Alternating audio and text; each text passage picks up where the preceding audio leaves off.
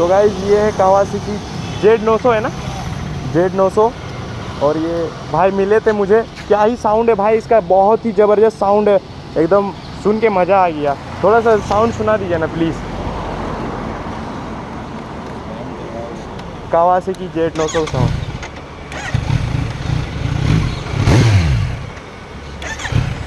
थोड़ा सा।